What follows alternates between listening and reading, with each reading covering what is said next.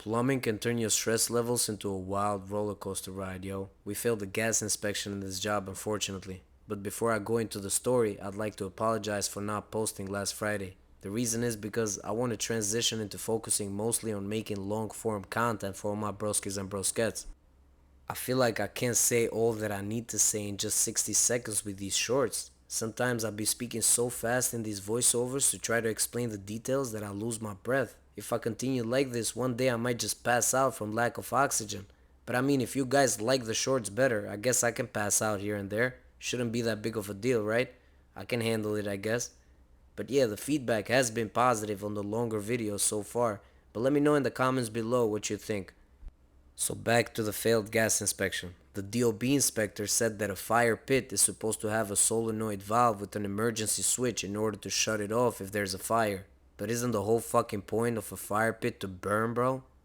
Literally, the homeowner wants to keep it on all night, probably roast some marshmallows there on Sundays, or maybe hot dogs, or whatever floats his boat. Having an emergency switch for it is like bringing a raincoat to a pool party. It's just not gonna make a splash, bro. The hilarious thing is that one is not required for a barbecue, apparently, which doesn't make any fucking sense. The only difference between a barbecue and a fire pit is the burgers on top, Mr. Inspector. Plus, there's a fucking hose bib right next to it.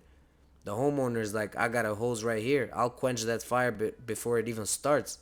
The guy just wanted his gas turned on. He moved in like 2 weeks ago and has not been able to cook anything. He said he's tired of takeout, and I don't blame him, but these projects take his time.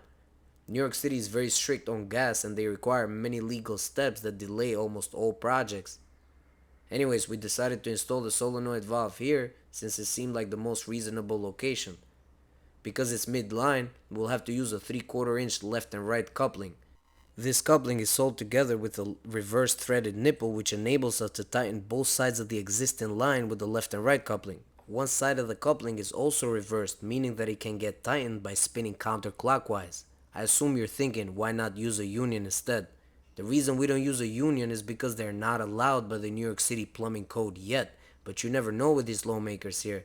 In New York City, these laws been changing faster than a hyperactive squirrel on a sugar rush, bro. But then again, a union midline could be dangerous, so they do have a point. The existing line, we roughed it out with galvanized pipe, since that handles weather conditions better. We could use black pipe, but that would have to be painted when on the outside. The left and right coupling and nipple are black because the supply didn't have them on galvanized. I'm not sure if they even exist on galvanized, but we got this to speed things up. We'll be painting this after inspection as required, of course. So we cut the pipe where the solenoid will go and then thread the piece by hand. We could have brought out the big guns, meaning the rigid 300, but that would be kinda stupid for just one thread.